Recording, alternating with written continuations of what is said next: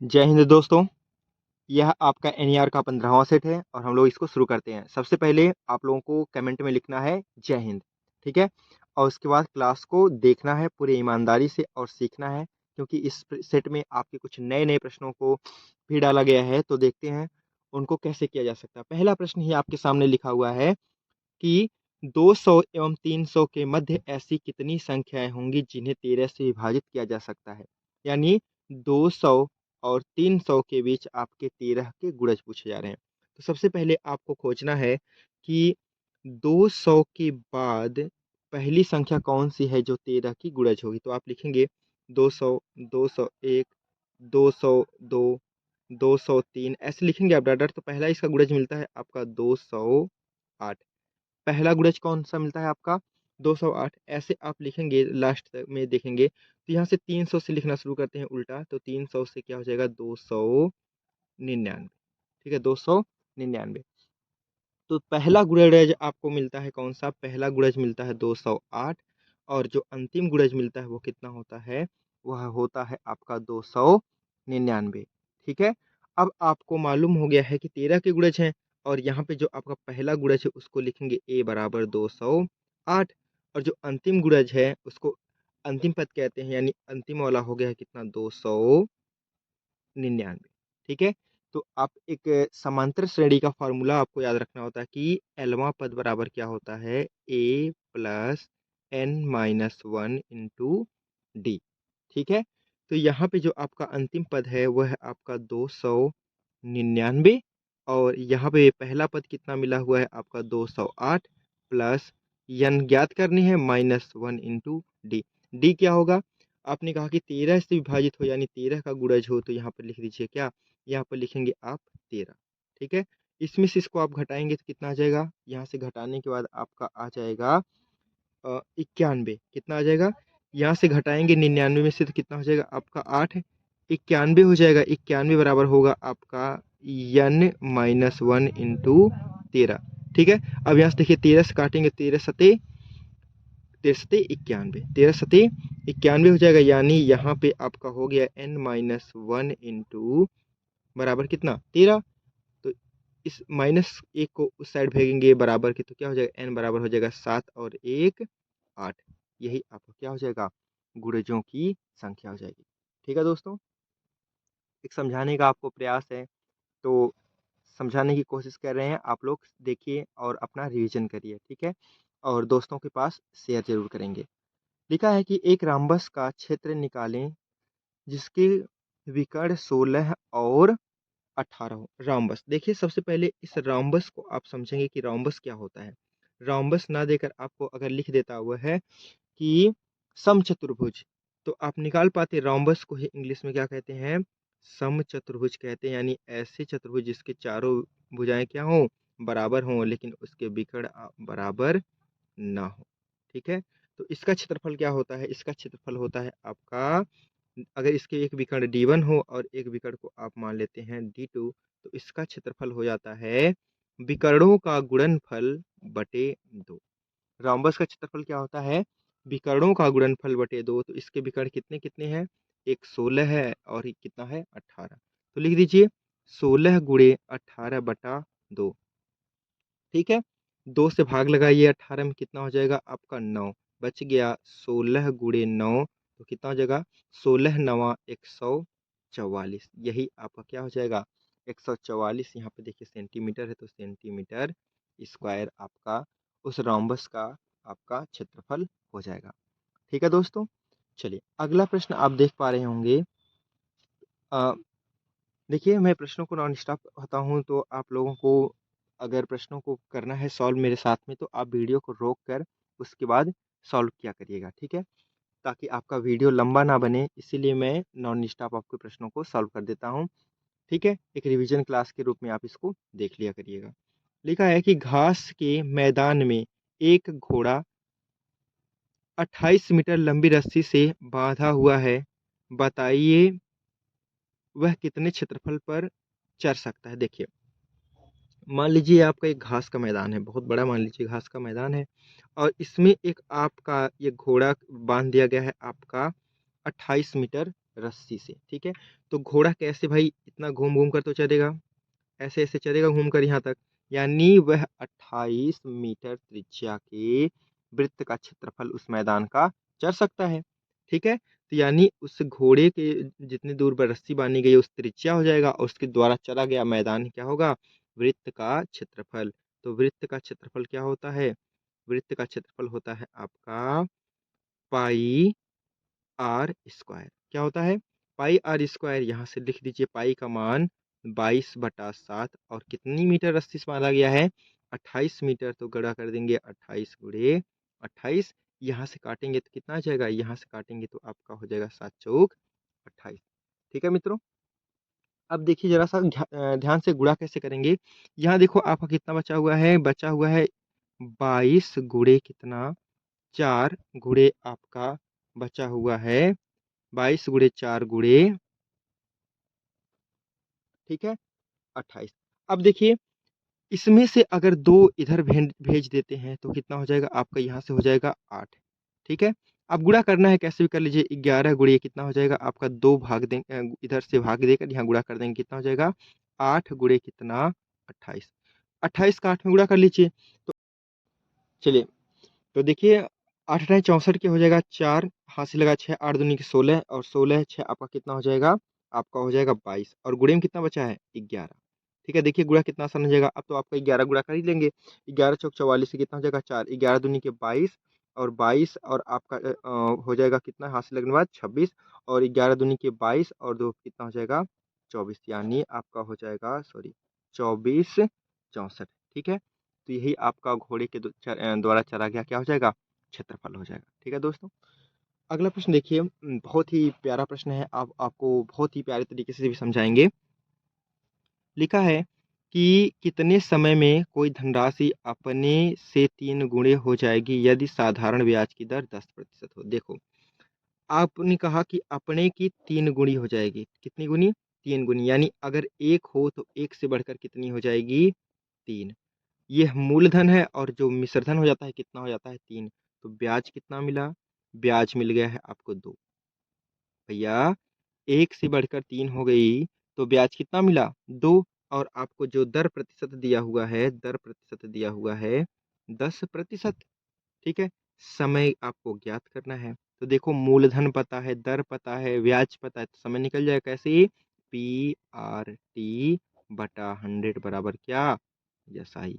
तो पी कितना है भाई, 1 से हुआ है 3, तो 1 मूलधन, दर कितना 10%, समय ज्ञात करना है, बटा 100, ब्याज कितना मिला है, 2 ब्याज मिला है। तो काट दीजिए, 1 जीरो से 1 जीरो काट दीजिए, यहाँ भाग में इधर आएगा क्या हो जाएगा, गुणा, यानी टी बराबर हो जाएगा आपका 20 वर्ष। यही आपका क्या हो जाएगा, 20 वर्ष आपका आंसर हो जाएगा। ठीक है, तो समझ में आ रहे हैं तो एक लाइक करेंगे, और हम लोग बढ़ते हैं अगले प्रश्न की ओर। दोस्तों पहले इस प्रश्न को आप सॉल्व करेंगे वीडियो रोककर, और मैं करने जा रहा हूँ, आप आंसर बताएंगे उसका। एक फौज में 6% सैनिक लड़ाई में जख्मी हो गए, फिर भी 282 सैनिक अभी स्वस्थ हैं। बताओ कि लड़ाई में कितने सैनिक जख्मी हुए। ठीक है मित्रों, आपने लगा लिया होगा, तो मैं इसका आंसर देखिए लगाता हूँ, आपको बताता हूँ कैसे आएगा। मान लीजिए टोटल आपके 100% क्या थे, सैनिक थे। ठीक है, उसमें से आपके जख्मी हुए सैनिकों की संख्या कितनी है, 6%। ठीक है, तो 6% अगर आपके सैनिक जख्मी हो गए तो स्वस्थ कितने होंगे, स्वस्थ होंगे आपके 94% सैनिक स्वस्थ होंगे। यहाँ पे कहा है, यहाँ पे दिया हुआ है कि 282 सैनिक अभी स्वस्थ हैं, यानी 94% बराबर लिखा हुआ है कितना, 282। देखिए 94 का ये कितने गुना है, 94 का ये 3 गुना है। ठीक है, तो 94 गुणा 3 करेंगे तो कितना आ जाएगा, 282 आएगा। तो इसी प्रकार आपसे पूछा हुआ है कि बताइए लड़ाई में कितने सैनिक जख्मी हुए, तो कितने सैनिक जख्मी हुए थे, 6। तो 6 का भी आप 3 गुणा कर दीजिए तो कितना हो जाएगा, 6 त्रिक 18। यही आपके जख्मी सैनिकों की संख्या हो जाएगी। ठीक है, तो दोस्तों अगले प्रश्न की ओर बढ़ते हैं। जरा देखिएगा, लिखा हुआ है कि m square plus 11 m n plus 18 n square का गुणनखंड करिए। तो जिन मित्रों को गुणनखंड नहीं आता है वो जरा ध्यान से देखिएगा। सबसे पहले अगर यहाँ पे अगर आप 1 मानते हैं तो इसका गुणा इसमें करेंगे तो कितना हो जाएगा? यह हो जाएगा आपका 18m² n²। तो अब इसको ऐसे 2 भागों में तोड़ते हैं कि गुणा करने पर आपका 18 प्राप्त हो और जोड़ने और घटाने पर कितना आ जाए आपका 11। तो इसको हम लोग तोड़ सकते हैं m² plus 9mn plus 2mn plus 18n²। देखिए 9 2 11 और 9 दूनी के 18 प्राप्त हो जाएगा आपका। यहाँ से देखिए इसका अगर हम लोग एक जोड़ा और इसको एक जोड़ा बना लेते हैं तो यहाँ से क्या कॉमन निकलेगा? यहाँ से आपका यम कॉमन निकलेगा। तो क्या बच जाएगा? यम 2 है तो एक एम बाहर निकल जाएगा। यहाँ से देखिए 9mn है तो 9 बच जाएगा और m बाहर चला गया है तो क्या बचेगा? n। ठीक है, यहाँ से देखिए प्लस, यहाँ से देखिए n है और यहाँ n है, इसमें 2 है और इसमें भी 9 दूनी 18 है तो यहाँ से 2 n बाहर निकालो तो क्या बचेगा? m। और यहाँ से देखिए आपका 2 बाहर निकल चुका है तो कितना बचेगा? 9 और यहाँ से एक n हो जाएगा। ठीक है, तो यहाँ से क्या हो जाएगा? m देखो कॉमन है m प्लस 9n और यहाँ भी है तो क्या हो जाएगा? m plus 2n। यही आपका प्रश्न का क्या हो जाएगा? यही आपका इसका आंसर हो जाएगा। ठीक है दोस्तों, तो चलते हैं आगे बढ़ते हैं। देखिए अगला प्रश्न लिखा हुआ है कि यदि ए बी सी किसी यूनिक कुलक हैं। अब तो ए माइनस बी लिखा हुआ कि ए ब्रैकेट में बी यूनियन सी, इसको यूनियन पढ़ते हैं। ठीक है, बी यूनियन सी क्या होगा?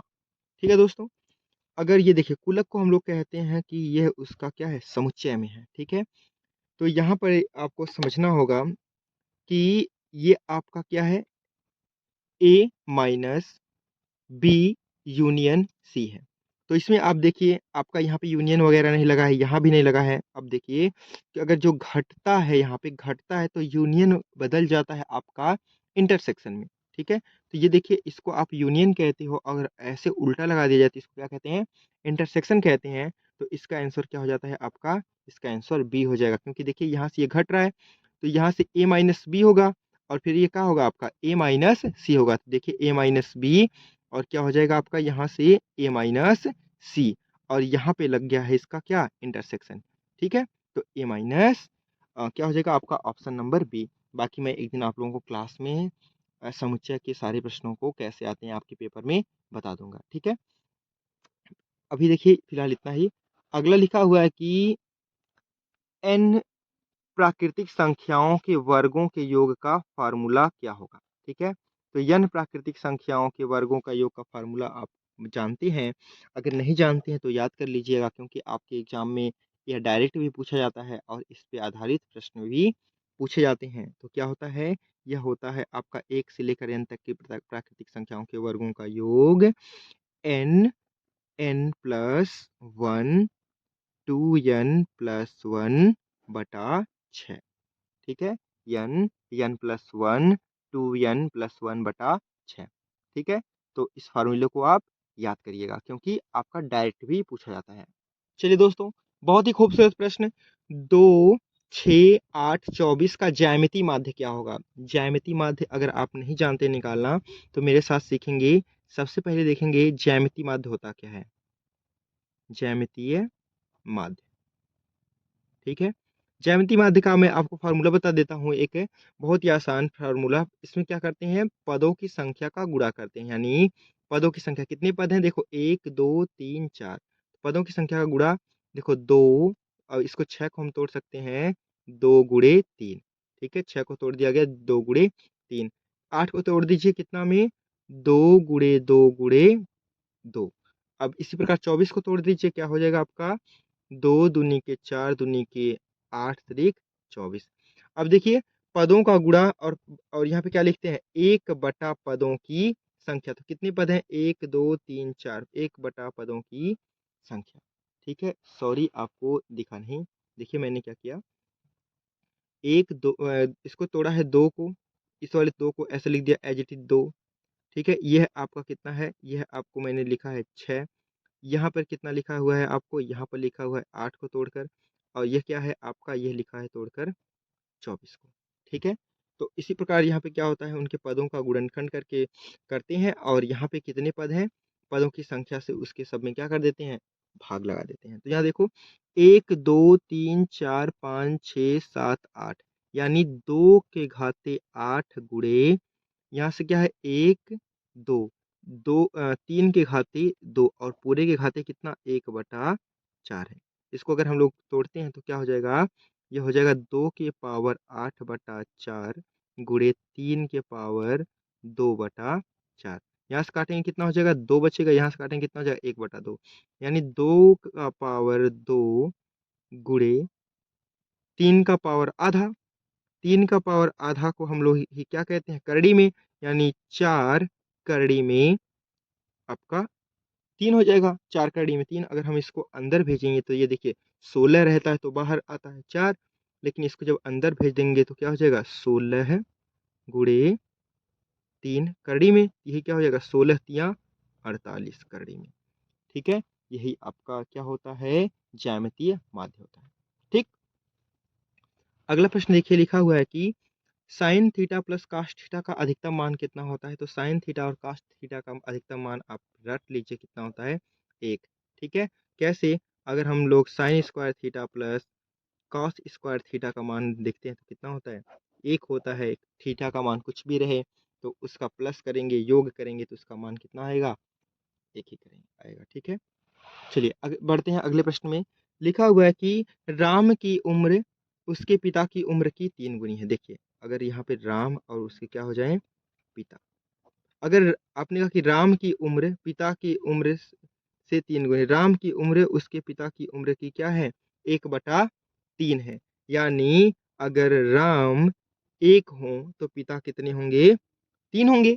ठीक है, कहा कि दोनों की उम्र का योग कितना है, दोनों की उम्र का योग है 60 वर्ष। देखिए पिता और पुत्र का यहाँ पे योग कितना आ रहा है 4, इसी 4 को प्रश्न में कह दिया है कितना 60। तो 4 एक नम 4 15 चौका 60 1 बराबर कितना 1 बराबर 15। तो क्या पूछा है, तो राम की उम्र क्या है, तो राम की उम्र कितना है 1 है तो 1 बराबर ही कितना लिखा हुआ है 15 वर्ष आ जाएगा। ठीक है, तो राम कितनी वर्ष का है 15 वर्ष का है। पिता अगर पूछता तो कितना हो जाता 45 वर्ष का। ठीक है, चलिए अगला प्रश्न भी देखिए आपका गुणनखंड से ही पूछने के लिए कह रहा है कि 6x square minus 13x plus 5 का गुणनखंड करिए। ठीक है, तो सबसे पहले आप क्या करेंगे, इसका इसमें गुणा करिए तो क्या हो जाएगा 6 5 30। अब 13x को ऐसे दो भागों में तोड़िए कि गुणा करने पर प्लस 30 आए और जोड़ने घटाने पर आपका क्या आ जाए 13। तो इसको तोड़ेंगे आप 6x square minus 10x minus 3x। देखिए अब भी 13 है, 10 और 3 13 और यहाँ 10 तियाँ गुणा करना कितना हो जाएगा 6 10 तियाँ 30 यानी प्लस का कितना कर दीजिए 5। ठीक, तो गुणनखंड आपको सीख लेना है। यहाँ से आप देखिए कितना कॉमन निकलेगा, यहाँ से निकलेगा आपका 2x कॉमन निकल जाएगा क्योंकि यहाँ पे 6x है और यहाँ 10x है। तो यहाँ से क्या हो जाएगा 3x और यहाँ माइनस x कॉमन जा चुका है तो क्या हो जाएगा 5। यहाँ से माइनस 1 कॉमन ले लीजिए, माइनस 1 कॉमन लेंगे तो यहाँ पे क्या हो जाएगा 3x और माइनस बाहर चुका है तो यहाँ पे क्या हो प्लस बाहर, यहाँ पर देखिए ब्रैकेट के बाहर आपका माइनस तो ये भी क्या हो जाएगा आपका माइनस हो जाएगा।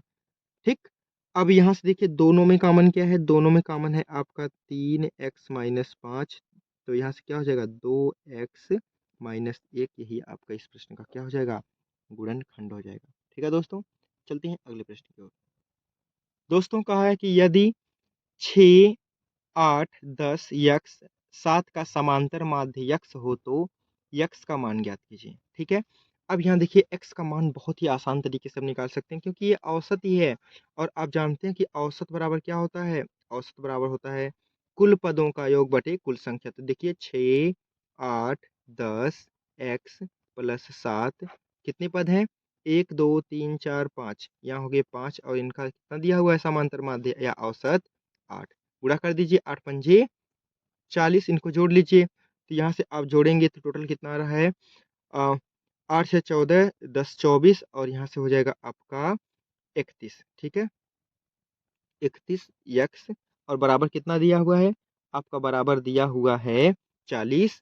तो इसको उस साइड भेज दीजिए, तो x बराबर कितना हो जाएगा, x बराबर आपका आएगा 40 में से 31 घटाएंगे तो कितना आ जाएगा, आपका आंसर आ जाएगा 9।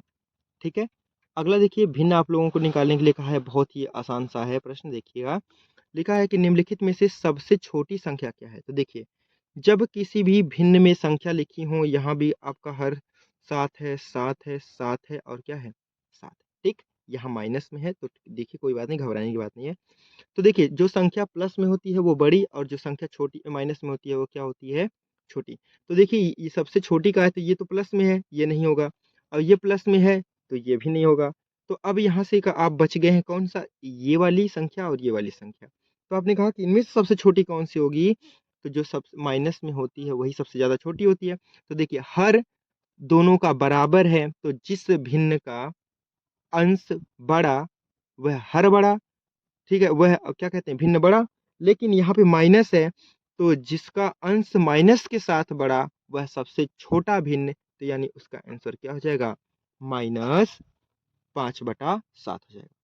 ठीक है मित्रों, चलिए अब देखिए अगला प्रश्न, और बहुत ही खूबसूरत प्रश्न है। इस प्रश्न को आपको सीख कर जाना है, मजा आ जाएगा। ऐसा प्रश्न आपको बताएंगे कि आप ऐसे जो बड़े बड़े प्रश्नों को देखते हैं आप तुरंत ही कर पाएंगे। देखिए, लिखा हुआ है पहले, ए का अवयव, इसको कहते हैं, देखिए, यदि कुलक ए यानी समुच्चय ए बराबर इतना हो, तो ए के क्या क्या अवयव लिखे हैं, इसको अवयव बोलते हैं 5, 12, 20 और क्या, 30।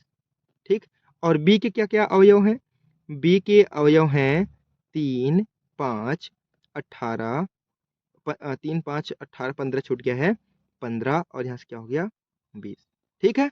अब देखिए, यहाँ पर लिखा हुआ है कि ए इंटरसेक्शन बी, इसको इंटरसेक्शन पढ़ते हैं, यानी ए इंटरसेक्शन बी। बस सिंपल सिंपल समझिए कि अगर ये नीचे मुंह ऐसे लगा है तो दोनों में से कॉमन खोज कर लिखना होता है। ठीक है, तो देखिए इन दोनों में कॉमन क्या है, क्या इसमें 3 है, नहीं है, इसमें 5 है, इसमें भी 5 है, यहाँ पर पहला क्या लिख लेंगे, 5। इसमें 12 है, इसमें 12 नहीं है।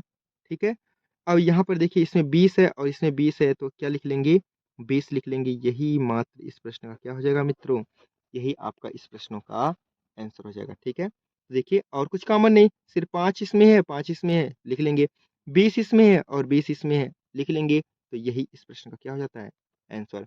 अगर यह नीचे है तो ही इस प्रश्न का क्या हो जाएगा, आंसर। दोनों में से कॉमन लिख लेते हैं। ठीक है मित्रों, अगर इतनी बात आपको समझ में आ गई है तो आज के लिए इतना ही। जय हिंद। ठीक है।